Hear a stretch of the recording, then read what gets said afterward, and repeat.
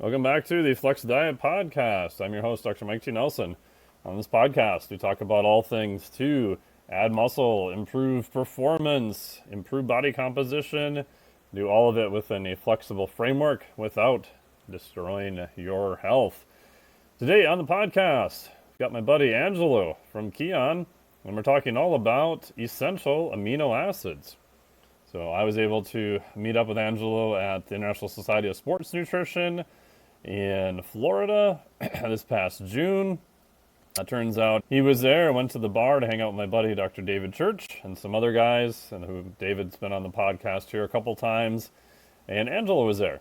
So we got into a discussion about all things health and fitness and what he's up to and essential amino acids. I was like, hey, you should be on my podcast because I think people will really enjoy this. So he is on the podcast today, and as I mentioned, we're talking all about essential amino acids.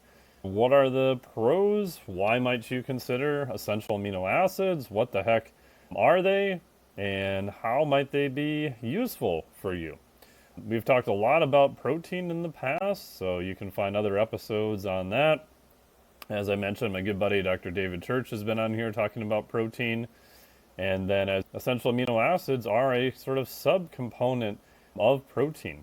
But they do have some interesting properties, and we'll talk all about that, from muscle gain, body composition, trying to hold on to more muscle mass with aging, and a lot more. Angelo did send me some essential amino acids for me to try out, and they're actually quite good. I would say all essential amino acid products that I've ever tried do have a little bit of an aftertaste to them. So if you're expecting something to be the best tasting thing you've ever had in your life, I think you'll probably be sorely disappointed. But these were quite good. I've had some other ones in the past that were absolutely horrible. And as I talked about here on the podcast, years ago I even ordered some just raw essential amino acids, no flavoring, nothing else, and they smelled horrible. So these are actually really quite good, and I found them to be super useful, and we talk all about that. And I liked it so much, I even signed up to be an affiliate. So if you want to check them out, you can go to the link below. A side note, it is an affiliate link, so I do make, I don't know, a few bucks or something off of it. But they are actually super convenient and something I've been testing now for about 6 weeks. And yeah, I do find them useful. So take that with a grain of salt or whatever full disclosure you need. There you go. So enjoy this podcast with Angelo talking all about essential amino acids. If you are interested in them, check out the link below. I was able to get a deal where we do save you some dinero, where you can check them out yourself. And enjoy. Welcome to the podcast, Angelo. How are you? I'm good. Thanks for having me, Mike. I'm glad we're finally making it happen. Yeah, it was nice to meet you at International Society of Sports Nutrition there, which was great. And we got to chatting. And I was like, oh, what a small world. Yeah, and I think it's cool and a great sign that David Church is who introduced us, like the man behind so much essential amino acid research. Yeah, which is wild. How'd you first meet DC? Honestly, man, I actually met DC in person for the first time at that last conference. Okay. I guess I've been a fan of his, and I work pretty closely with Arnie Ferrando, Oh, sure, yeah. who had the lab basically before, and DC's taken over that lab at University of Arkansas. And it's like the Bob Wolf, Arnie Ferrando, David Church lineage or whatever. Yeah. But yeah, basically being in amino acid and protein science, and I have a supplement company, but it's basically focused on this. Like they're some of the major leaders in that field. So I've had a closer direct relationship with Arnie as an advisor and a consultant, just helping me understand and think through this stuff, make sure we're doing the right stuff. And we're always talking about that. There's basically a 2020 nutrients paper that David was the lead author on. And so it comes up a lot. So I had been wanting to get to know him better for a long time, and finally got the opportunity at that last conference to spend more time together. That's great. I love David. He's awesome. And Arnie's hilarious too. I did a dinner and got to sit next to him for dinner. And yeah, it's just, I feel like whenever I have time, I would just be like, hey, Arnie, tell us a story. It's like, oh, this one time I was looking at these amino acids. Yeah, and he's got a cool history of like Oh yeah, being in the military, doing a lot of really early, basically what would they call it, stress-based physiology around amino definitely. acids, like with burn victims, et cetera. And just I think him being Bob Wolf's main collaborator for so many years.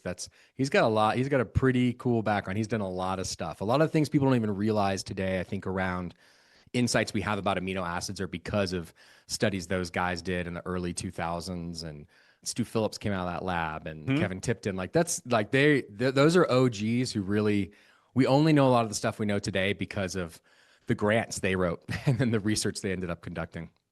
Yeah, and even now, like many years later, there's still only a handful of labs that do tracer-based work. I mean, their lab, and I know there's a couple smaller labs. I think Nick Bird's working at one. Obviously, Luc van Loon in the Netherlands, and Stu Phillips' lab, and there's probably a couple others I'm missing right now. But there's literally only like a handful of labs that do it on a bigger scale in the world.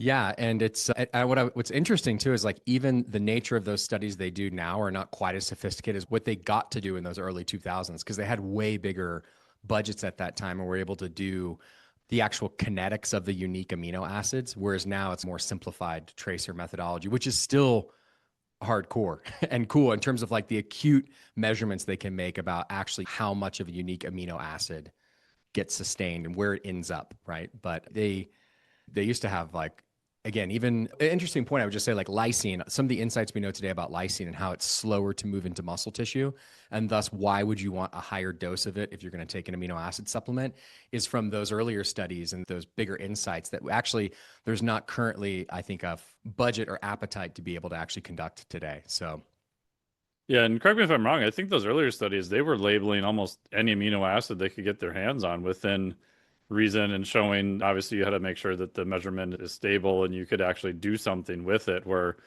now it seems like the focus, and this might be a more maturity of the field also too, is it's more to get funding, we have to also show it's maybe for sarcopenic research. And so we're more interested in muscle protein synthesis, or we can get some funding from the military and maybe look at muscle protein breakdown. It seems like it's, for better or worse, kind of narrowed over time. And maybe that's the result of we know more, and maybe that's the result of someone's got to pay for these studies because they're expensive as it is. I'm not the best person to speak to this, and really, I think it's secondhand information I've received from these guys or the OGs doing a lot of this research 20 years ago. I think the main insight really is actually that there used to be more of these funded clinical scenarios where there already is the hospital with the nurses, with everything in place, and thus more of the budget could be allocated to certain other types of technologies where they're able to measure the kinetics of each individual amino acid. Whereas today, it's more like, yeah, I mean, you'll get funding, say, from the DoD to understand what's occurring, and it's not as important maybe to measure. Well, I don't actually can't say it's not as important. They probably would advocate for being able to do it, but yeah, there's just not as much money to understand the kinetics of each individual amino acid. Instead, you're just trying to use the tracer methodology to understand the overall movement of the amino acids in general, that then signal generally how much potential muscle protein synthesis is occurring via these kind of derivative fractional synthetic rate equations that they use. Yeah. And for listeners, for Maybe we started too pure, nerdy. I'm like, well, did we start too yeah, yeah. nerdy? Yeah, we'll back up in just a sec, we'll but get real about why this matters for like yeah, human beings today trying to get stronger, totally. fitter, faster, lose weight, Yeah, and age that was better. Yeah. perfect transition because I feel like we're always, not always, but a lot of time trying to translate the research that has been done almost for a different purpose. Like there is some studies that obviously have looked at body comp, there's studies who have looked at muscle loss, but they're usually in a different context. They're usually not like you don't find a lot of hardcore tracer studies on 40 gym bros who went to the gym who want to see the best way to accrue lean body mass or lose fat. Like we're trying to look at, oh, we had this group of people that were trained, but they were looking at sarcopenia risk. So, oh, wow, they did cut their calories by 50%. And oh, look, the higher protein group didn't lose as much muscle mass, which is great to know. But there's always these kind of caveats of the study and what it was done. And I feel like a lot of times we're trying to take the best thing from this study and this other study and this other study and kind of assemble them in a picture for the the average person who's listening to this podcast who probably isn't really the representative in any one of those studies, but we've got some pretty cool insights we can extend to help them out. I think that's a pretty good, accurate summation of the research. I think the one maybe caveat I'd make to that is it depends on how robust the research is for a given supplement or nutritional component that the research group is trying to understand. And in general, when you look at something like creatine, you got a lot of studies. You got a lot of studies with a lot of different populations. So there's more material there than to like build an overall consolidated idea around that is maybe more helpful to more people. I would say the same thing's true for essential amino acids. You're talking a lot. I think when the ISSN, International Society of Sports Nutrition, did their position paper a couple of years ago on it, there's like 137 studies cited. So the reason why a group like the ISSN would even do a position paper about a supplement like that and release it and be able to cite that many studies and make bigger, they're not trying to make claims because it's a research group. Conclusions, consensus. But conclusions, consensus is because there's so much research. So I think it's easier, right? When you're talking about maybe something that's not as novel as maybe some new cutting edge ingredient. You're talking about essential amino acids, creatine, like omega 3s. Like these are the types of things where there's so many studies. You actually can probably simplify things and do it with more integrity than you could if you're trying to talk about, I'm not gonna trash talk any other like supplements, but like something that just does something that only has 5 studies on it. Yeah. You know? Or it's like, yeah. I'll throw CLA under the bus. It's like, oh, it's amazing in rodents, but doesn't do crap in humans. And so it's probably due to come out again every 4 to 5 years. A supplement company will come out and they'll put all the research out about, oh, look at this amazing supplement. And it's like in mice, and we have human studies that didn't do anything. So yeah. So why essential amino acids? Like for people listening, what exactly are essential amino acids to begin with? So I'll give a very short, simple answer, and then I'll try to add a bit more context, hopefully, to just bring everyone in and hopefully just make sure we're all on the same page. So essential amino acids are a part of protein. So when you eat chicken, quinoa, tofu, whatever, and there's protein in it, a part of that is essential amino acids. And the essential amino acids are the part of the protein that your body must eat in that they're essential. So the definition of essential nutrition is like you have to eat it in order to survive. But the other more provocative, I think, interesting component of essential amino acids is that they're the active component of protein. They are the part of protein that when you eat it and they hit peak concentrations in your blood, there's basically an anabolic signal. And it tells your body to break down older, less functional proteins and to remake newer ones. And so the amount of essential amino acids that you eat at once and fundamentally, the higher the peak concentration of those essential amino acids that get into your blood corresponds directly to how much new protein synthesis, new proteins are made in your body. So that's like super direct right at it, but I think it's helpful to take a step back and just make sure we're on the same page about like what even protein is. Sure. So the most common macronutrients people are familiar with typically are carbohydrates, fat, and protein. And the primary role of carbohydrates is energy. It's like for ATP. Fat also does that. You can use fat as an energy source, converts into ATP. That's our natural energy source. Fat obviously also has a role in cells, in the construction of our cells. Protein is pretty fundamentally different, though, from fat and from carbs. So the reason why we fundamentally eat protein is because we're made out of protein and we need to rebuild the protein that we are made of. So actually, it's like, I think it's only about 10% of our energy actually comes from protein that we eat. Yeah, it's usually single digits, unless you're 5 to 10%, in weird cases. Yeah, so it's like, so just getting that in your head right away, like when you're hungry and you're thinking about why you're hungry or you're eating these foods and you're trying to get energy to fuel your body, like carbohydrates and fat are actually those things that help fuel your body in that way for energy. Proteins, really, its primary role is different. And as I said just a moment ago, it's because we're made up of protein. So all of our vital organs, over half of our bone mass, our muscle, our skin, eyes, ears, hair, like all of this, everything that's made of collagen, these are all made up of proteins. But even things that are not maybe as intuitive to folks, unless you're like really into biochem, is that like your hormones and your enzymes are actually made up of protein. So all these proteins that are in the body, they basically have a certain lifetime of their own. And what that means is that a protein functions for a certain amount of time and then it degrades and it's no longer as functional. And what happens is that protein breaks apart. And the simplest way to think about this is maybe like your skin. Like I look down at my skin and I know that my skin is made up of like millions of proteins. And there's one in there right now, one of those proteins that's not as functional as it used to be. It's breaking apart. And when it breaks apart, it's made up of it's made up of a chain of these amino acids. And there's 20 of them technically that make up that skin protein. And of those, some are still useful. And an analogy here I like to think about is like a house. So to run your house, to get the energy in your house, run your dishwasher, et cetera, you need to get energy from the grid or have solar panels or run a generator or get natural gas coming in. And you can think about carbohydrates and fat that way. Like maybe like carbs are like energy from the grid and fat is like natural gas. And those are two different ways to run the things within your house. Whereas the protein is actually what your house is made up of. So at some point, like you got to replace the carpet. There's cracks in the walls. The dishwasher breaks and you have to repair it and fix it. And so in a similar way, like these proteins in our body are breaking apart and they're not useful anymore, but maybe you could reuse it. An example would be, let's say you're going to redo your bathroom and it's like, hey, actually the ceramic floor is fine. I like the ceramic tile, but this sink has got to go. It's like cracked, it's old, it doesn't work. So you throw it out, but you keep that ceramic tile. Similarly, some of these amino acids can actually be reused to rebuild that skin protein. Some of them can't, and you pee them out. So what goes on, just like in your house, if you throw away the sink, you have to get a new sink in.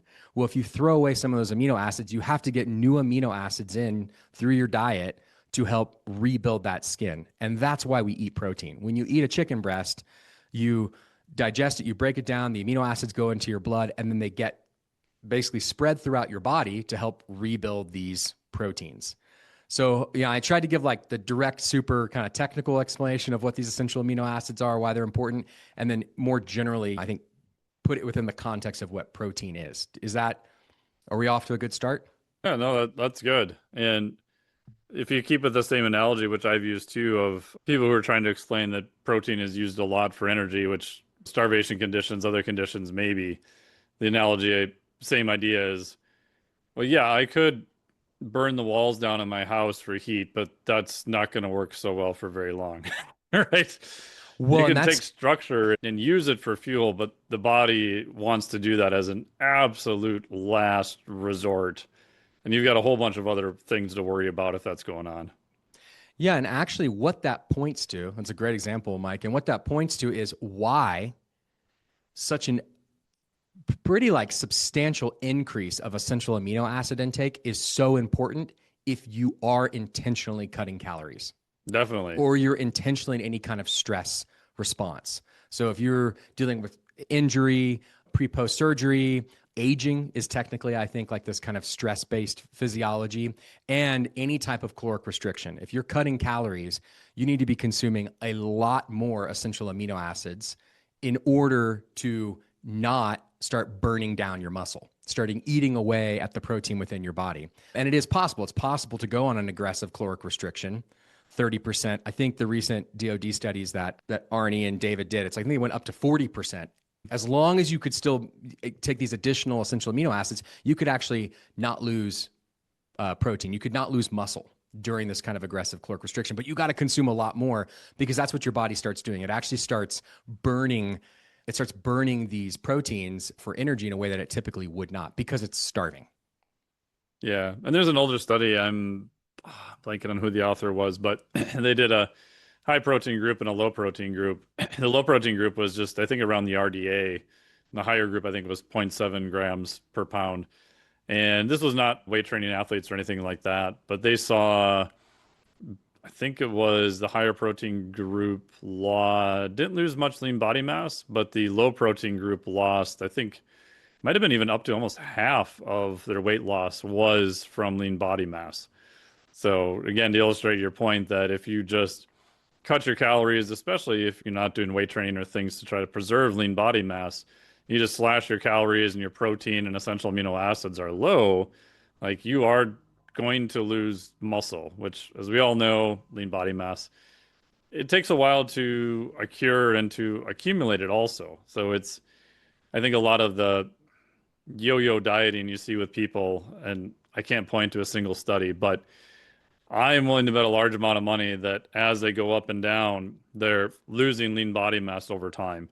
And so that's going to make it more difficult each time because they probably don't have enough protein and amino acids to hold on to that tissue. Yeah, and the reason why that's so important, even specifically for like body composition as a young person. Let's say you're just yo-yo dieting in your 20s, right? So you're not getting into this developing anabolic resistance post 30, 35, 40. Like you're in your early 20s, but you do a lot of yo-yo dieting. Well, the thing that and I think that 50% is probably a bit aggressive. My understanding is like Yeah. short term, it could be like 40%. But again, if I go on an aggressive diet right now and I want to lose 10 pounds and I'm not thinking about my essential amino acid intake, 4 pounds could be muscle. And the difference Yeah. between losing 6 pounds of fat plus 4 pounds of muscle or losing just 10 pounds of fat is pretty different. Like just the way I look, I feel, I move, everything is very different. But more importantly, that muscle is part of the metabolic engine, right? The muscle is energy intensive. To just maintain your muscle, you're going to have a higher resting metabolic rate because that muscle, like we were talking about earlier, it's like it's breaking down all the time and having to rebuild. And anytime you go and try to do activities, it requires more energy because you have more of it. It's an engine, right? That requires, and it's a bigger engine that requires more energy to fuel it. And thus by doing that, it's easier to stay leaner because you have like the fuel gets burned more quickly. The calories that you eat get burned more quickly. And so it's exactly what you said is the case where you go on this yo-yo diet, you cut a bunch of calories, you lose muscle, you lose the fat. Then if you repeat with whatever the kind of less ideal or more uncontrolled behaviors were before, where you go back to eating kind of whatever you want, you put back on those 10 pounds, you didn't put back on, it's unlikely you put back on 6 pounds of fat and 4 pounds of muscle. It's probably more like you put on 9 pounds of fat and 1 Yeah. pound of muscle. And I'm being very, Yeah, just back of the envelope numbers back of the envelope. for Yeah, I'm not saying illustrative like point of view. yeah. Yeah. And so it's like you do that multiple times, like, yes, necessarily, you're going in the wrong direction from where most of us probably want to go. Yeah. And I think an underappreciated that not only do you have somewhat an increase in resting metabolic rate, which people debate how much. It's some, but it's not huge. But then you have to move all that mass around. So if you're walking, you're doing exercise, and then we know that in general, people are going to lose lean body mass as they age, especially if they're not doing any countermeasures. And so not only are you maybe changing metabolic rate a little bit, but your body is becoming more efficient at calories, and you want to do the opposite. Like you want to make it a little bit more inefficient. You want to try to move more, you want to try to lift more weight. Like you want to have a higher output over time. And like you said, you're cutting the thing that's making you functional to do those types of activities in addition.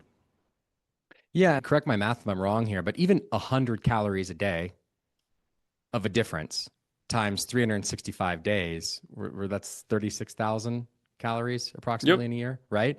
And if you think about approximately 3,500 calories to burn a pound equal to a pound of fat on your body, that's like 10 pounds of fat that you could gain in a year if you lost 100 calories per day of burn. Yeah, it's And very so again, small.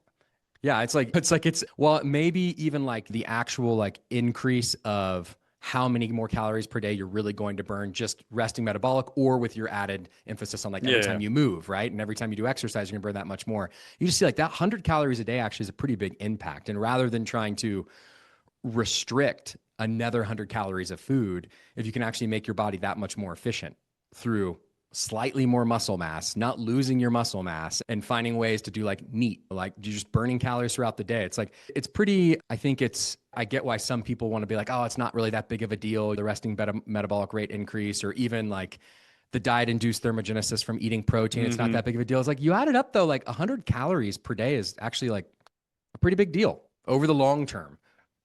Yeah, that's what to me is so crazy on both sides of the spectrum. Like they call it creeping obesity, where people may gain 5 to 8 pounds per year, which on a per day basis doesn't come out to be very much at all. But now you add that up over, let's say even 3 years. Let's say you're on the high end of the scale, it's 8 pounds. Now you're 24 pounds over what you were before.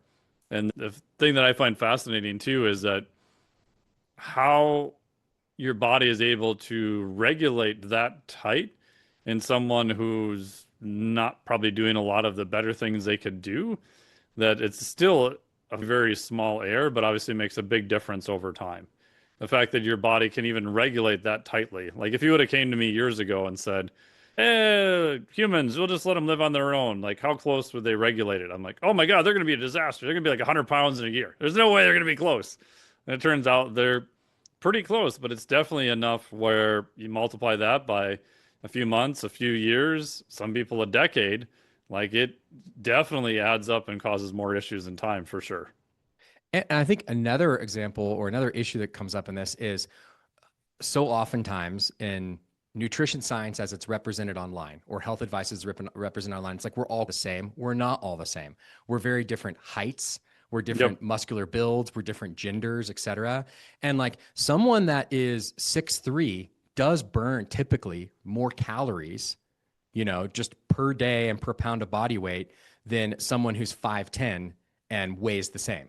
And it's based off just like how the muscles spread and overall efficiency of the body, et cetera. And if you think about that more across genders, like I'm a 200-pound guy, my wife's like a 125-pound woman, 20 pounds is pretty different to us. Like for me to gain 20 pounds, yeah, it's like a 10% increase in my total body weight, which is not nothing. If that's significant, like you would notice it on me. But her, who's only 125 pounds, it's going to be even more significant. So just us understanding that like the nuance of even what 100 calories per day could be is different for different people too. Yeah. And what you get used to, like I've had people like, I'm like, just go grab a 10-pound weight from the gym and just stick it in a vest and you have to wear that 24/7 now. Like at the end of the day, I guarantee you're not going to tell me it's insignificant. It doesn't seem like a lot, but when you're like have the thing strapped to your body for like a whole day, you're like, oh yeah. And like imagine if that was 20 or 25 pounds. And it's like, oh yeah, that feels a little different. Got it. So what is the advantage of using essential amino acids versus just protein? So I think it's helpful to just understand, to repeat and maybe dial in a little bit more this idea of the concentration of EAAs in the blood. Yes. So I'm first going to just set the context around if you are already a fit, healthy individual and you're under the age of 30 and you're not seeking any like unique performance enhancements, then the nuance of the science is not going to be as important to you. If though you are trying to lose fat or you're over the age of 30, and I'd say basically the more fat you want to lose, or the older that you are, or the more refined, intense, specific your performance goals are, like you're a performance athlete and you're really trying to get like this much better, then everything about to share is more important. And again, I just offer that context because I think oftentimes conversations around this are just like, this is true, that's not. Yeah. It's like Nobody wants to talk about context. yeah. It's like this is the context of what we're talking about. So basically, if you consume 30 grams of beef protein, which is the equivalent of like, say, like around like a 5-6 ounce steak, and you consume it on its own, meaning nothing else is consumed with it, your body has an easier time of getting the essential amino acids that are in that protein into the blood more quickly. And thus, what's been shown, and I'll just go back to that 2020 nutrients paper that DC is the lead author on, but this is also summarized within the ISSN position paper from 2023. It will have a higher increase in the EAA concentrations in the blood than if you ate over twice that amount, 70 grams of beef protein, but you ate that beef protein as part of a mixed meal. So the reason for that is because it's intuitive, right? Like you're digesting other things. It takes more time to digest just that protein for the EAs to get in the blood. And what has been determined as causal is that the higher that amount of the EAAs in the blood, you will get a larger amount of basically stimulation of whole body protein synthesis. So not just the muscle protein synthesis, but overall, the body reads those EAAs in the blood as the opportunity to break down older proteins and rebuild them with newer ones. So right off the bat, you could actually eat less steak, less total caloric impact if you're trying to really nuance your meals and get the same, if not greater impact in terms of actual muscle protein turnover and whole body protein turnover. So that's like, you just get that, like that's protein on its own. That's like whole intact beef protein. So then if you were to compare that beef protein to whey protein powder, which is slightly more processed, refined. And don't say that in a bad way. It's like literally through cold filtration, you're removing more of the fat, you're removing more of the carbs, et cetera. And the profile of that whey protein is a little bit better than the beef protein in terms of like the leucine. It's a bit more stimulatory. In a young adult, you're going to see about a 3 times increase. Actually, across the board, you're going to see about a 3 times increase, no matter the age, in terms of the EAA levels in the blood versus the beef protein gram for gram. So whether you get 20 grams of the beef protein or 20 grams of the whey protein, you're going to see way more EAAs in the blood afterwards from that whey protein powder. And the reason for that, again, is because it's that much more easily digested. And thus the concentrations of the EA can get into the blood quicker. They're actually, I think, relatively, in terms of the protein sources themselves, they're both about 40, they're like low to mid 40s, 45% EAAs. So when you actually break down the beef protein source, the whey protein powder, 55%, I'm saying approximate. Every piece of meat's gonna be a little different, and whey protein powders will be different. About 55% is the non-essential amino acids, which do not impact the increase in muscle protein synthesis at all. Zero. They have zero impact. And they've done multiple studies on this. It's entirely the amount of the essential amino acids that you consume that actually have this kind of chemical component where it's stimulatory. So the whey protein has about as much gram for gram, but because, again, it's stripped of the carbs, the fat, et cetera, and it's more easily digestible, you're going to get this higher increase. So right across the board, I would say the whey protein is going to be more effective. A whey protein powder is going to be more effective than a whole food protein at overall stimulating protein synthesis in the body. Now, when you compare that to an essential amino acid supplement, which the amino acid profile of an essential amino acid supplement is 100% EAAs. There are no non-essential amino acids, right? You would naturally intuit that you'd be like, oh, well, like you could probably take less of it, or you're going to get a greater impact. And that is exactly what happens. But rather what is like the EAAs relative to the whey protein, it's about 3 times the impact. So even though it's only about double the composition of EAAs, because remember, whey is about half, the EAAs are 100%, because there's basically no digestion. They're just immediately available and go into the blood. They reach that peak concentration that much more quickly. And thus, they have an even greater stimulatory effect than the whey protein. So this would be true for anyone. Doesn't really matter your age. It doesn't matter like really specific health condition. This is about, and there'll be differences on how your digestion works, et cetera. But really, basically across the board, because you were saying earlier, is there something for a 40-year-old man that was trying to get these certain gains? Like this is just the way that in general, I think across the board, amino acids are going to be digested and where and how they're going to reach peak concentration in the blood. And we know that the higher the concentration, the greater the impact on protein synthesis. So across the board, you're going to get a way bigger impact nutritionally from it. And what I would say is if you compare it to just like beef protein and you actually look at the graphs, and you can look at this in that ISSN report, they actually have a beef protein relative to EAAs. The protein on its own is not very anabolic, which makes sense why generally in gym bro culture and exercise science, combined with nutrition science is like, well, you work out and you do the resistance training and that's what creates all the stimulation. And then the protein is just the building block to help it, right? Because a whole food protein is not that anabolic. Well, a whey protein powder is more anabolic, significantly more anabolic than just a whole food protein. It actually has an impact outside of any exercise. And an essential amino acid supplement is even more. It's much more significantly anabolic than just the whole food protein. So you suddenly have these nutritional therapies options with a protein powder, even better with an EAA supplement, to actually stimulate the muscle protein turnover without exercise. If you then combine that with exercise, the synergistic effect is even greater. The two combined together and this is not only resistance training, this is also endurance and cardio-based training that still has a muscular component of it, that when you have the increased blood flow combined with the essential amino acids, you get this much greater impact in terms of total muscle protein turnover for the body. So that's for everybody. Then and then we can maybe take these one by one, or you can ask follow-up questions on this. When you start getting into unique situations about, well, what about for aging?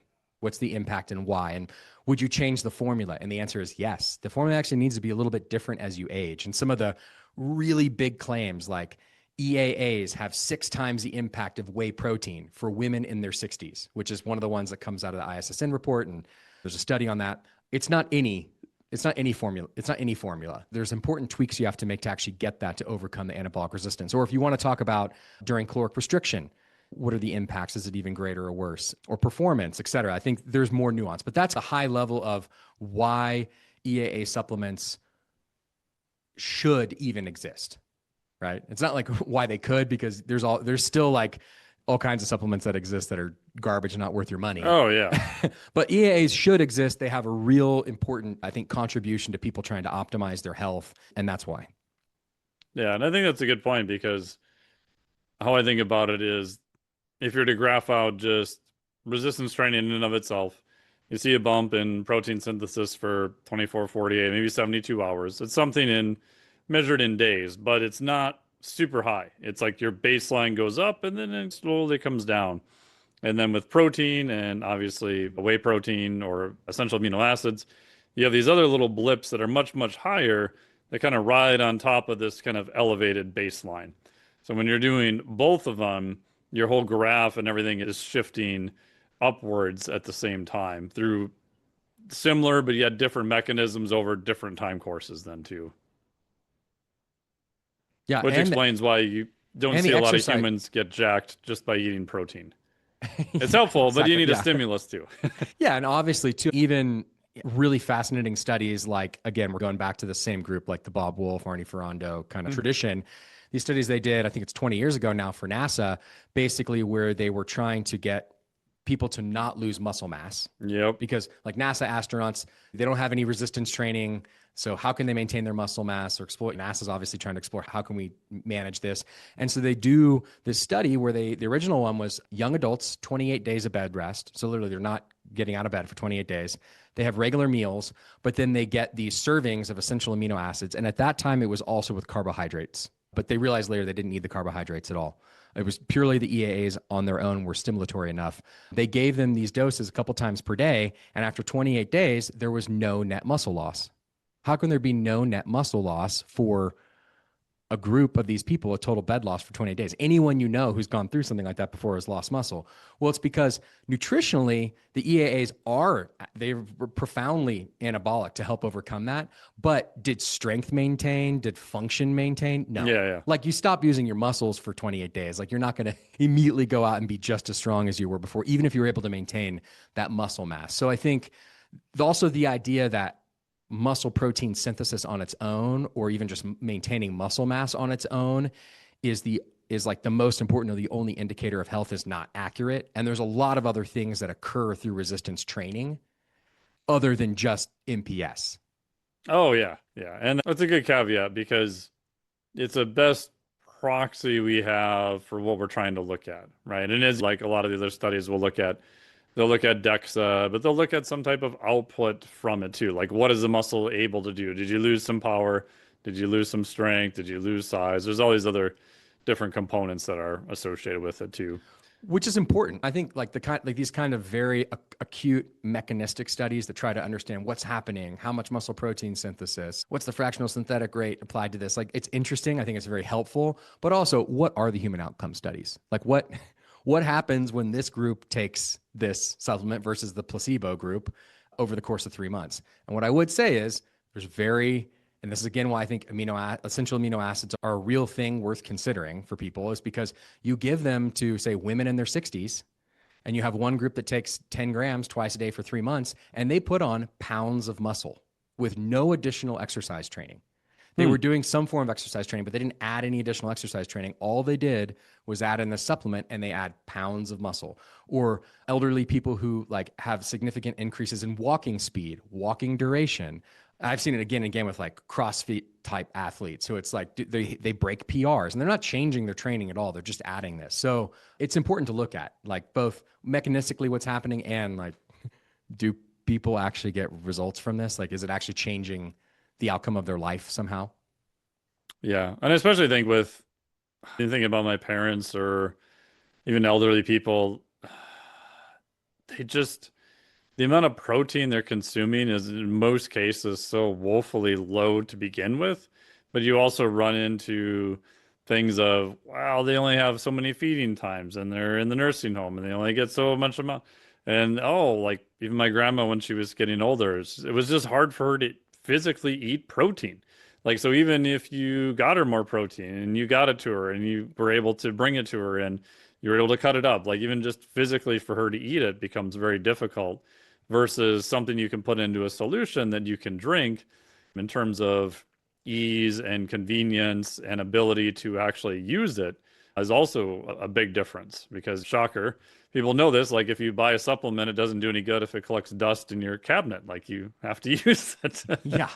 And if you think again, I think the more extreme results and impacts are for an older group. But you Yes. think about for that group too, it's like, and if this solution is going to have 6 to 10 times the impact of trying to get her to eat that chicken, Yeah. like, like I think keep her engaged, keep grandma engaged with eating real meals and Oh, for sure. spending time with people and doing things like that. But when you're really like the goal is I'm just trying to get her to get this higher protein intake. Really what I'm trying to do is I'm trying to get higher essential amino acid intake. And really what I'm trying to do is get overall better muscle protein turnover and help her build and maintain muscle. If this other thing is going to be so many times more impactful, why would I not think it's an obvious thing? So again, like for my parents who are like in their 70s and almost 80, it's like for them, essential amino acids are like absolutely every day, multiple times a day. For me, I'm 41. It's like, it is important to me. I do use it. It's a daily fundamental supplement for me that helps me build and to maintain muscle as I age. And it's part of my daily diet, but it's not as crucial as it is for someone who's 70. And I would say if someone was, again, like I said earlier, like you're already really fit and you don't really have performance goals and you're 22, it's like, I don't know that it's worth it. It's like, but if you have performance goals, it is. It's same thing for creatine. If you don't really have performance goals, you're 22. I don't think, why would you take creatine? It's like, you could do other things, but you've got performance goals. You stack creatine and essential amino acids, and suddenly you've got more output. You're lifting more weights. You're getting fitter. You're getting stronger. Yeah. And my two case scenarios would be, so let's say it's the average 45-year-old. They go to the gym 3 times a week. They do some cardio. Then two different conditions. Condition one would be they're doing more of a fat loss phase. So they're obviously purposely going to be in a caloric restriction. The second phase would be they're the opposite. They're actually trying to gain more lean body mass. How would you use like essential amino acids in those two cases, or would they be different? I think they're relatively pretty similar. You're just going to get different impacts from them, and it's really the other changes that you're making that are leading to the fat loss or leading to more of the muscle building. So let's take the fat loss first. So if the main idea is I'm 45 and I want to lose fat, but I want to maintain my muscle, then what I would point to is more recent research over the last few years, these studies for the DoD, that basically showed that a 30% caloric deficit, so let's just say this is probably lower calorie intake than a 45-year-old male, but it's easier math, right? Yeah. If daily 2,000 calories is like, actually, let's go for 3,000. 3,000 calories is my maintenance. And I'm pretty active. I'm already pretty active. And 3,000 calories is my daily maintenance. And I want to cut 30%. So I'm going to go a little bit higher. I'm going to go 33%. So I'm going to cut 1,000 calories a day. That's pretty aggressive because over the course of like 7 days, it's like I want to lose 2 pounds a week, which I think is still within the realm of like not unreasonable. It's not like crazy, but that's more aggressive. I want to lose 2 pounds a week. And I'm like committed, I'm going to do it. That 30% caloric deficit has been shown that you actually need a 300% increase in essential amino acids in a dose to maintain the net protein balance. So what that means is, and they did this study with young, and so what I would say is it's going to be even probably, there's not a 45-year-old man study or like a 22-year-old man study. But what I would say is it's worse for us. Yes. The 22-year-old man, it's going to be better. So I'd say it's worse for us. I can't say exactly how much, but I promise you, like the stress response is worse and the anabolic resistance is worse. So you cut that many calories, you need to eat. They literally had to give people 3 times the amount of essential amino acids to get a net protein balance, meaning that they don't lose muscle. So you need to be eating a lot more protein, and or you want to be supplementing with essential amino acids probably a couple times throughout the day. And here it's going to come down to adherence. So it's like, Sure. if it's easier for you, like take maybe 20 grams of essential amino acids twice a day. If you do that on this more aggressive cutting period where you're trying to lose 2 pounds of fat, you have a pretty, and again, every body is going to be different, and I can't promise exactly what's going to happen, but like you have a pretty good chance of, if you're combining that with some resistance training, not overly intense cardio, so you're not getting too hungry, right? And then overeating, but like you're generally managing the actual caloric restriction, and you're doing this resistance training, and you add those 2 serving twice a day, 20 grams, you have a really good chance of losing no muscle. You have a really good chance of only losing fat over that period. And that's a pretty significant body transformation. Again, losing 10 pounds of fat only and maintaining all your muscle is a very different look than losing 4 pounds of muscle and 6 pounds of fat. Oh, yeah. I don't think people realize that. Like, if you can, I've often said, if you could recomposition magically just 10 pounds, and by recomp mean mythically add 10 pounds of muscle, lose 10 pounds of fat, that's a huge difference. And just on the fat loss scale, if you can just lose only 10 pounds with no muscle loss, like that is significant. I know like online everyone's like, oh, but that's not that much. I'm like, but for the average sized person, that is something that it would be very noticeable. For a 200-pound man, that is basically a 5% reduction in body fat. Right. Yeah. If I'm 200 pounds and I'm a 20% body fat and I lose 10 pounds of fat, I'm now a 15% body fat. That is different. Or like, that's a very significant, that's going from like, I'm like fine, healthy, to like, wow, I'm like a lot more athletic looking. Yeah. That's a pretty big difference versus, again, like 6 pounds. It's like, 2.5%, which is not nothing, going from 20 to 18, 17.5%, but it's different. So I think, anyway, I'd say that's the big point, is if you're doing some type of aggressive caloric restriction, and the same thing is going to be true if you're cutting 500 calories, if you're only counting 15%. I think just the point is, when you cut calories, what happens is your body is in a stress response. It's not using protein and essential amino acids in them as efficiently as it did before to promote new muscle, new proteins to be built throughout the body. And it's not just muscle. And I think this is something that Arnie Ferrando points out a lot to me. He's like, man, muscle protein per day is like 1-2%. Like the liver proteins, 30%. 30% of these proteins have to be turned over every day. And so, that stuff too is high. That's a pretty high demand. And when you think about how high that demand is, if your body's not efficiently doing it, and it's not efficiently prioritizing the use of the amino acids for that, and it's burning more of the amino acids for energy because it's starving and it's doing these other things, where does it get those other amino acids from to help rebuild those liver proteins? Your muscle. Your muscle is the reservoir of amino acids for the rest of your body. So it's going to start breaking down that muscle at a more accelerated rate to supply the body with the amino acids it needs, so that like you have new heart tissue, so that you have all the proteins for your liver you need. Like your body can't stop doing these super functional activities, and your protein is what gets used. Your muscle is what gets used to supply those needs for the body. So anyway, I think that's the fat loss story.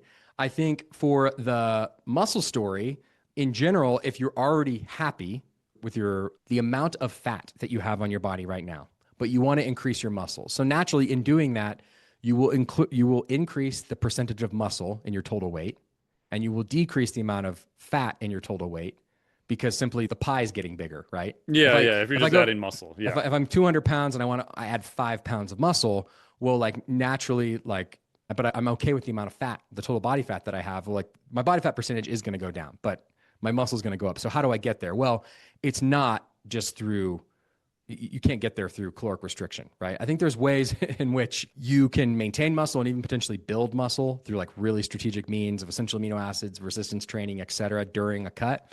But if all you're trying to do is build muscle, like, well, you don't want to be cutting calories. You want to be supplying your body with enough energy every single day to easily survive and build new muscle, have the energy to train, et cetera. And then really, I think it comes down to it's going to come through training strategies like progressive overload, which I am not in any way as familiar with, exercise physiology. I think you probably have a lot more experience in that than I do and others do, but like, you got to be thinking about that. And then from a nutritional strategy, it is, I think, not just trying to, and this is a nuance I think that gets overlooked, and even by very smart trainers and scientists online talking about, is it more important like the total amount of protein per day or how you dose it out, et cetera? I think there's going to be a minimum threshold of the amount of protein you just need in your diet to have these increases. And likely as you get older, you're going to need more. That may be the threshold for someone who's 20 is like 0.8 grams. And actually, if they go to 0.9 or 1 gram per pound of body weight, they don't get that much more impact. I would say for someone in their 40s, I would venture to say that for many of us, it's going to be at least a gram of protein per pound of body weight per day. And you might even see greater increases and greater improvements through increasing that 1.1, 1.2, kind of, again, depending on your unique body and what kind of training you're doing. And then what I would say is, in addition to that, if you can add in the essential amino acids before training, and the reason for this is it's the synergistic effect, not just of the stacking of the protein synthesis that gets generated from the resistance training plus the amino acids, but you're actually the blood flow. You're pushing more of the amino acids into the muscle, and so you're getting an even greater impact.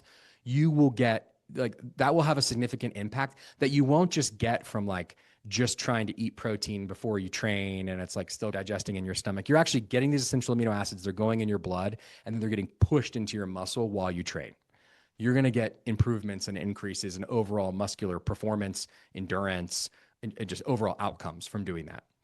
And then I think the other thing is gaps in between the day. So it's like, rather than maybe just trying to eat one more stick of beef jerky or one more chicken breast or whatever, if instead, like right before bed, like let's say you want to sleep well, so you don't eat 3 hours before bed, but right before bed, you take a serving of essential amino acids. And you take, what I would say is, if you're not in caloric deficit, the maximum impact you're going to get is at about 15 grams.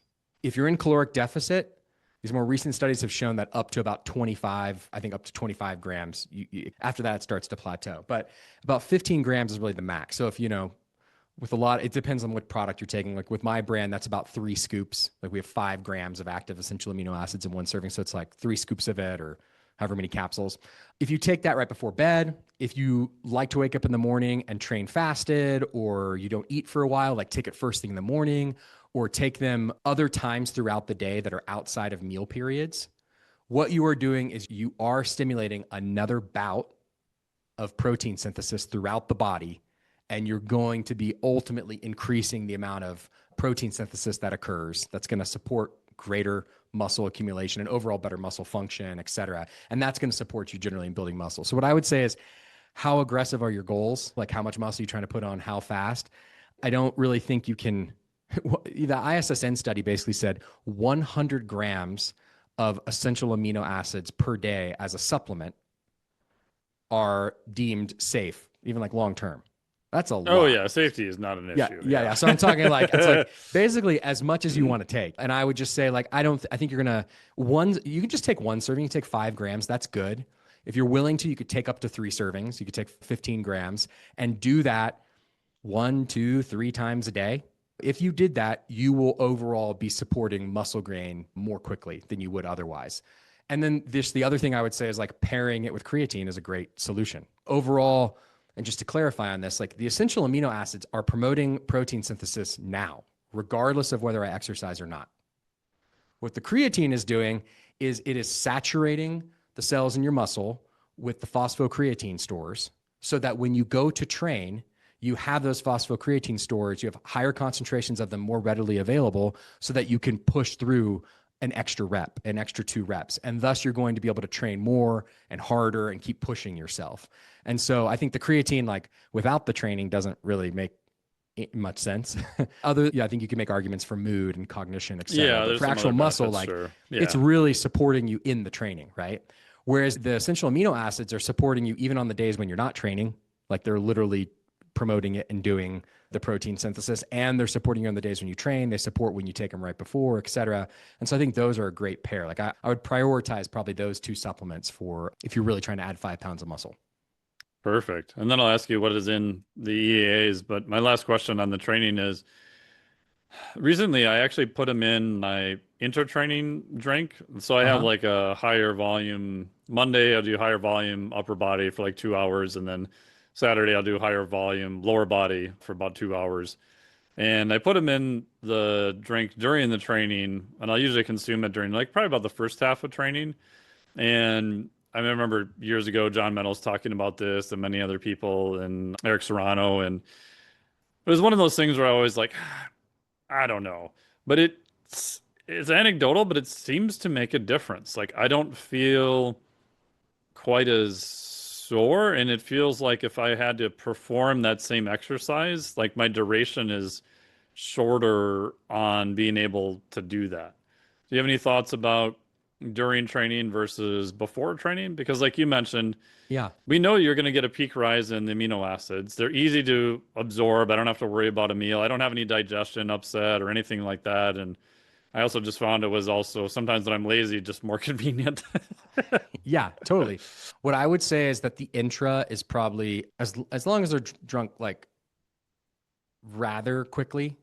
If Yeah, you're saying intra workout versus like pre rather quickly, and you can actually get the increase in it, like it's about just as good. If you're just slowly drinking them throughout, it's still a good thing. But I would say and I'll speak about this like more mechanistically to help it make sense about why it makes sense and why your anecdotal evidence is very reasonable. And that is because as we exercise, we are oxidizing more amino acids than we typically do when yep. we're not. And the reason for that is because amino acids, and this kind of goes back to some of the earlier BCAA science and how BCAAs alone, which I would say are not worth people's time or money.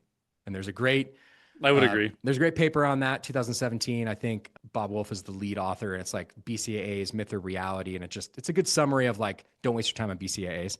But basically, the BCAAs, and particularly leucine, is oxidized at this higher rate because it does play a facilitator role in the production of ATP in the mitochondria. Like it actually it's not being burned as energy, but it's facilitating that process. Yeah, And when you you're need moving some of them along with the process. yeah. And so as you are exercising more, you're oxidizing more of them.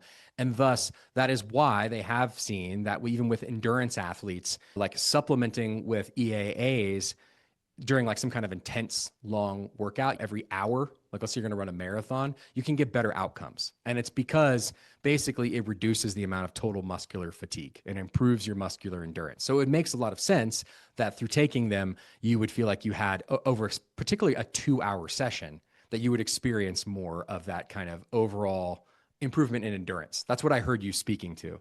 I think apart from that though also is that the essential amino acids themselves are the precursors of our neurotransmitters. And it is clear that through supplementing with them, you can change and modify your overall neurotransmitter balance and how you feel, et cetera. And I know that there's new research coming out about this soon that basically illustrates this point much more poignantly and is going to have really clear data around it. But basically, I think the reason why many of us feel mental energy improvements when we take essential amino acids is because you're getting larger amounts, particularly in these types of formulations where it's like there's more leucine, there's more phenylalanine, there's lower amounts of tryptophan, and this relationship between the overall dopamine and serotonin levels that get created through, there's really one transporter that's like converting all these amino acids into neurotransmitters. Like that is, we're getting higher levels of dopamine. So you're feeling more alert, you're feeling more energized because you're getting the higher levels of these certain amino acids that are supporting that versus tryptophan and other ones that are actually producing more serotonin and making you feel more sleepy and tired. So I find it very common. I notice if I don't take the essential amino acids first thing in the morning that I'm just not quite as like alert. It's like my focus is not quite as dialed in. It's not a drug-like impact like caffeine. Yeah. Like caffeine, I'm like, like stimulated, right? But it's a different function, and I function better and differently.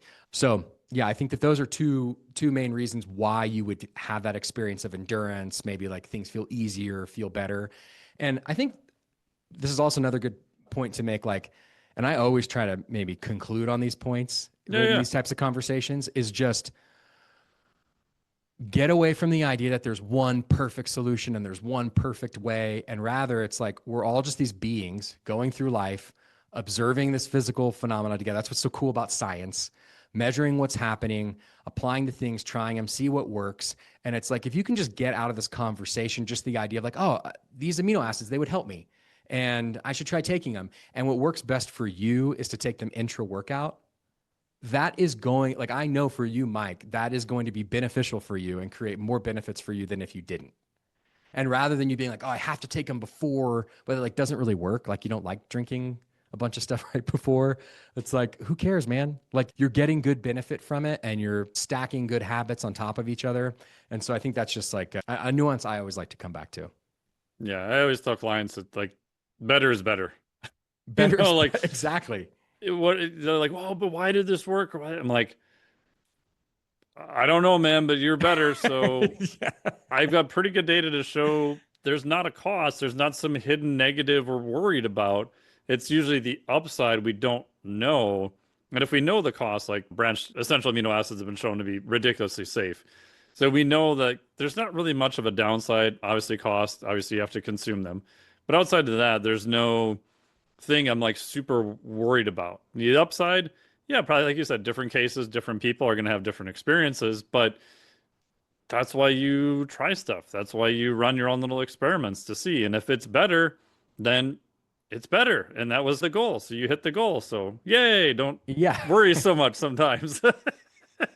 Yeah, about whether it was like perfect or not. And then try it before. It's like if you can, try taking it before. Yeah. You start taking it before you train and see if you get even greater experiences from it, or take both. What I would say is like the hardcore Yeah. EAA scientist would say, do it all.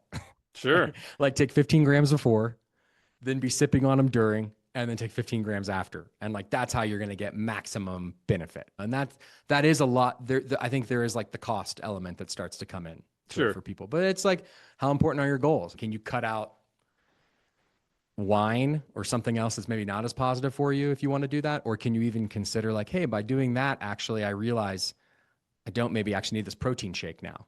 And this thing is actually more efficient or effective. Or it's like just realizing how the pieces fit together for you to get to the goals that you want to get to. Yeah, and I think that's always an individual choice, right? You present the data, hey, here's what I think is going on.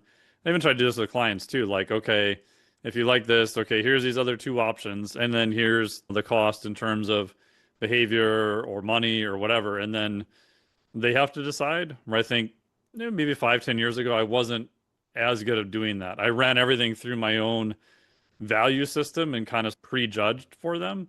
Where now I try to make it like, okay, hey, you can try this. Here's your option. Here's your pros. Here's your cons.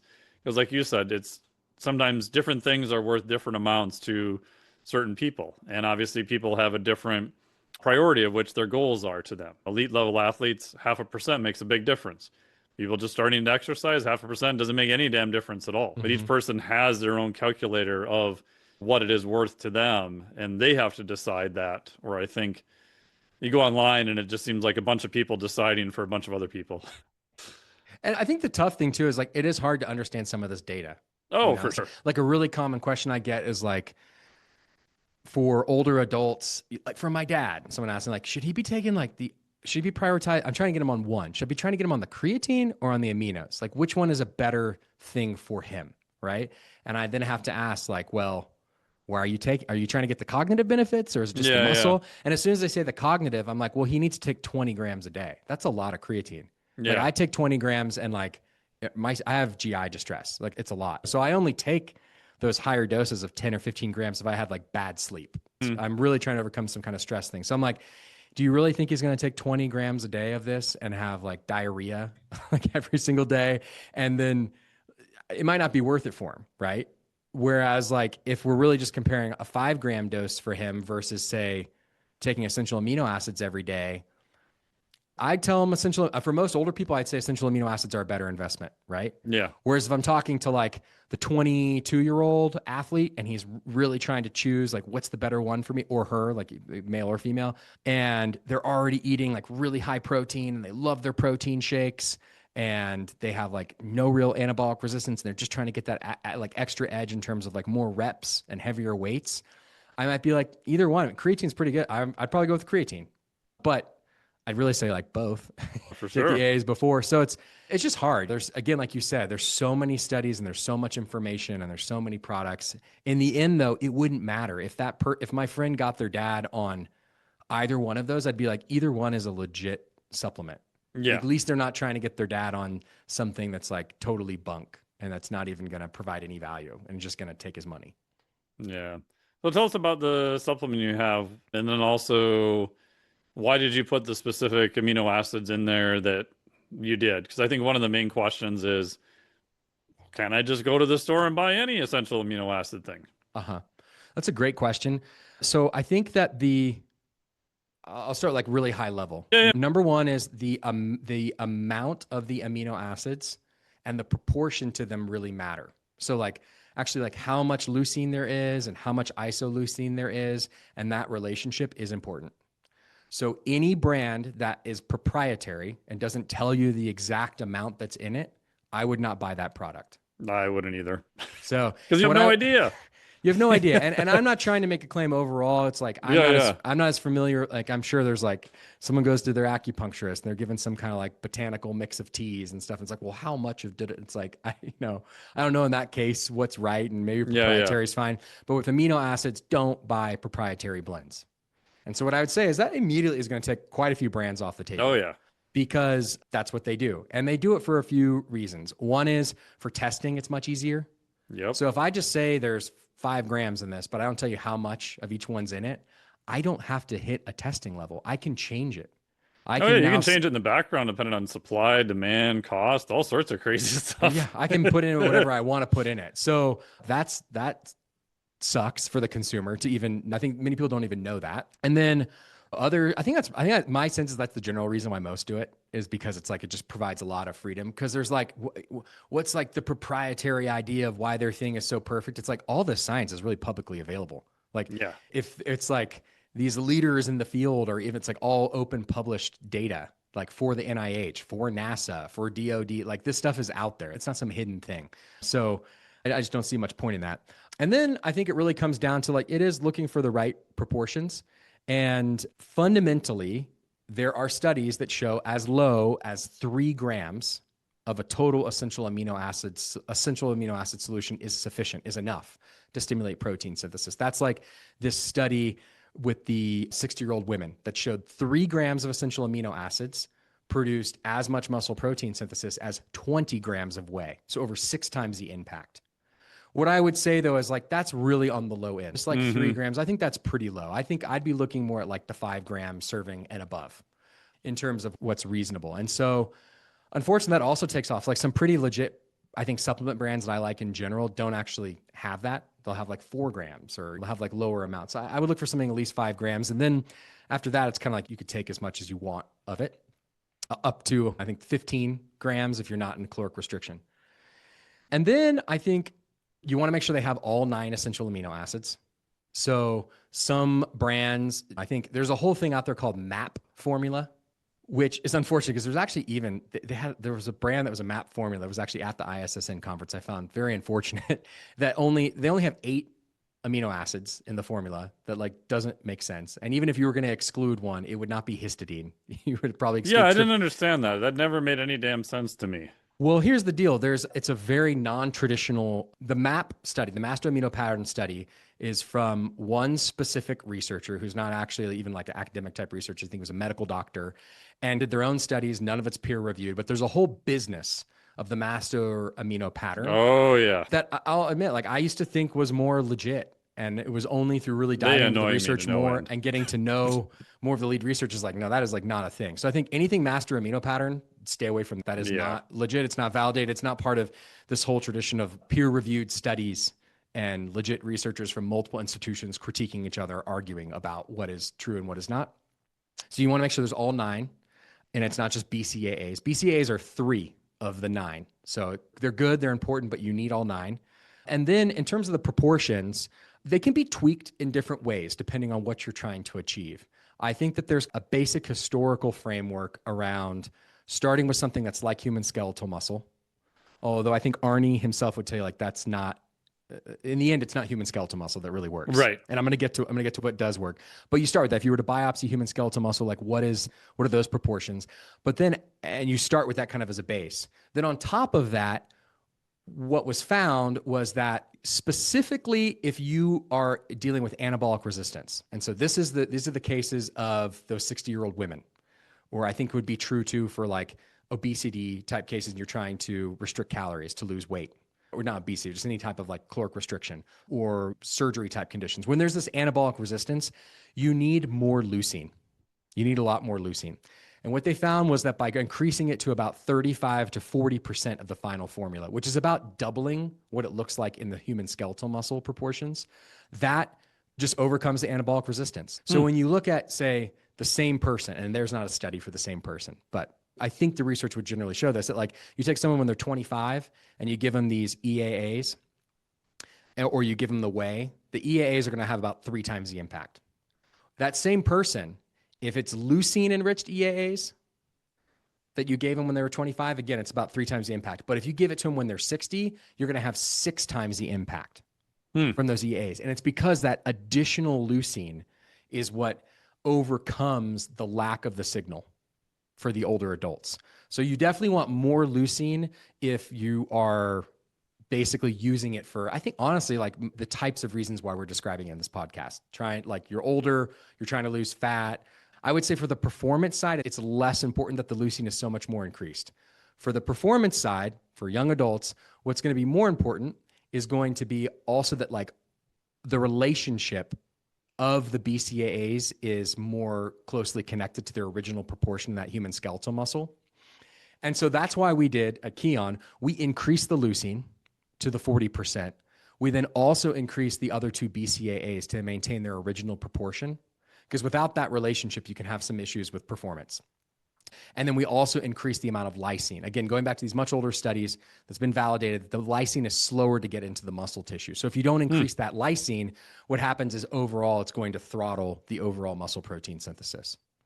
So it's basically human skeletal muscle, increase the leucine to 40%, increase the other 2 BCAAs to maintain their original proportions, and increase the lysine in order to not throttle the amount of protein synthesis.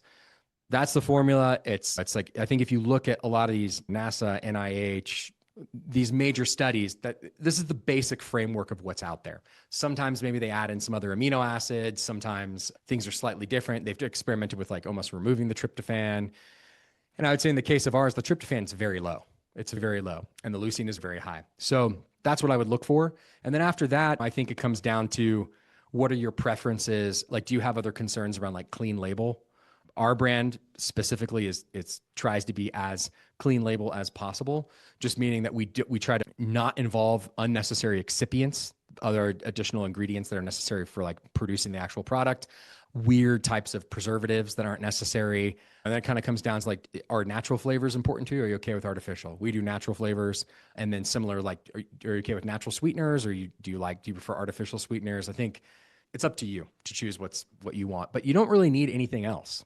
I don't think it's like, to get the benefits that I'm describing in this podcast, you don't necessarily need arginine, you don't need taurine. And I'm not saying those aren't good, but you don't need them for what we've described. And so just following that science, and like originally Dr. Sue Hoolings is who helped us like work on this. And she was part of some of those earlier studies and helped me get to know Arnie and just people in the community. And I must have read Bob Wolf's book like 10 times or something. I was just like following what's out there and doing what the science actually says. So I think that's how we came up with what we did. And it's not a secret. I think I would look for that though.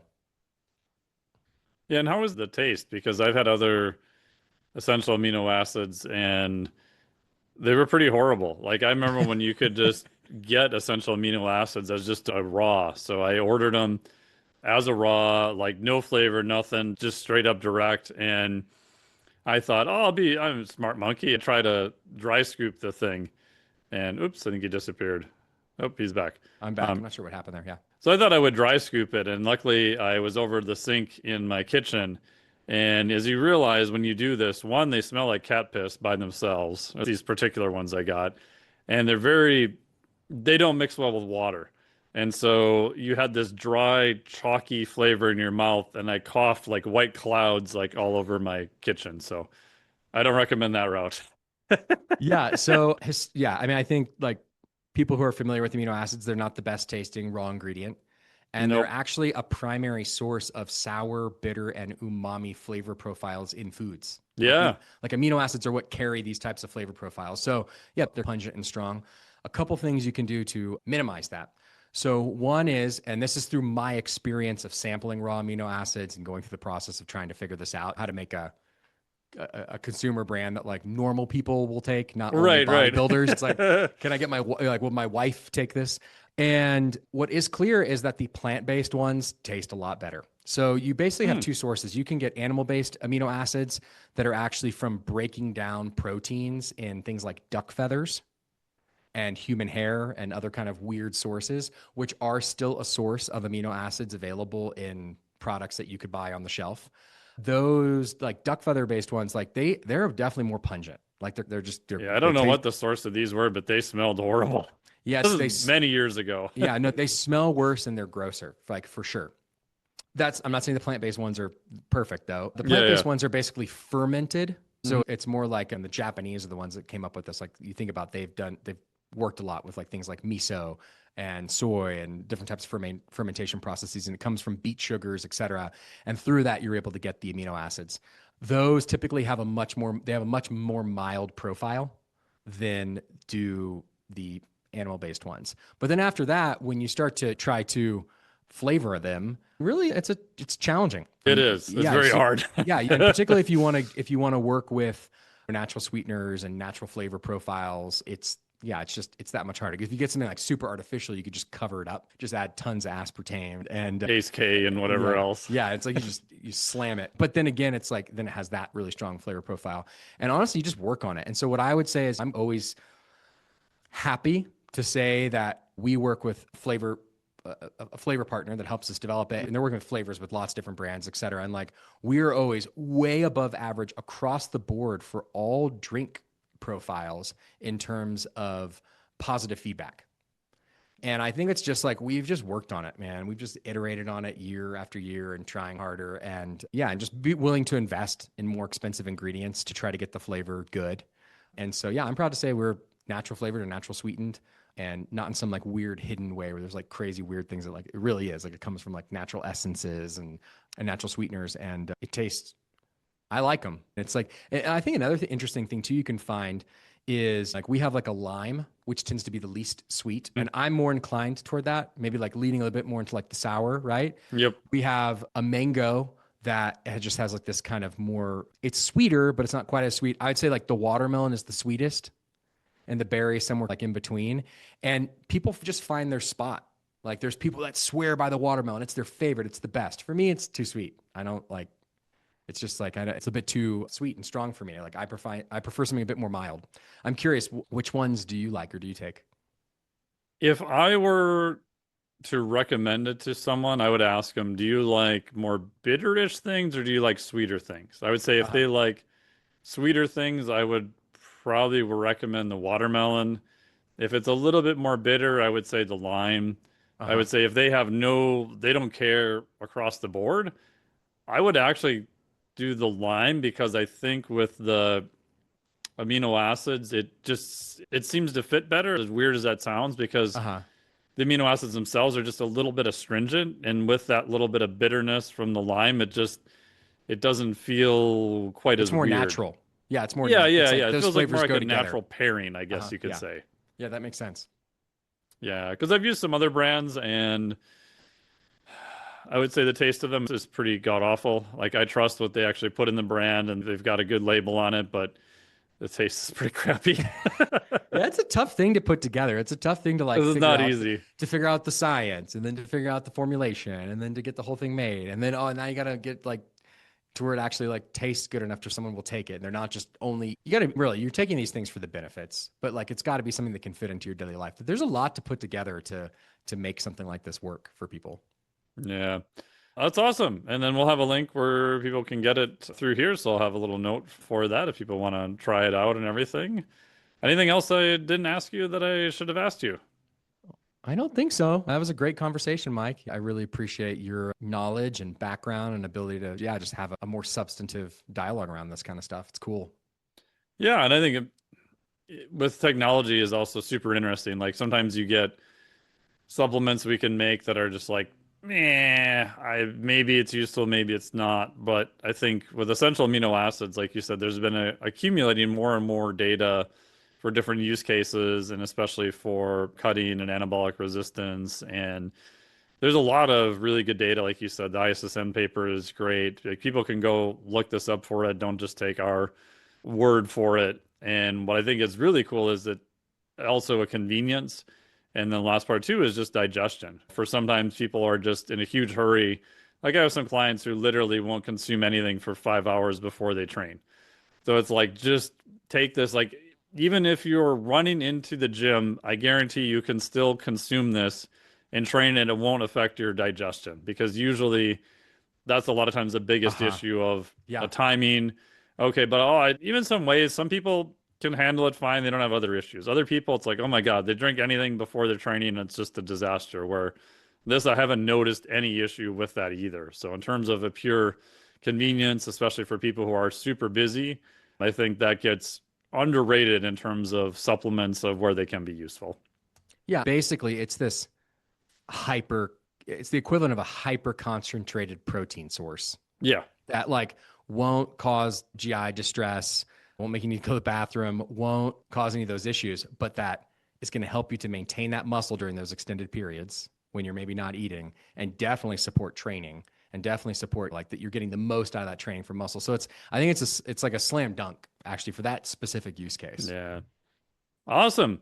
Cool. Well, thank you so much. I really appreciate all your time. I'll make sure to put a link there and people can check it out on their own. I've been using them, and yeah, they've been great. Like, the taste is actually pretty darn good. And like I said, I was primarily mixing them during, and even sometimes when I do a longer fast, I'll use them a couple times during the day, or if my schedule gets just completely crazy. And I'm one of those people running out to a training session. I've done that a couple times, and so far it's been working well. So thank you so much. I really appreciate it.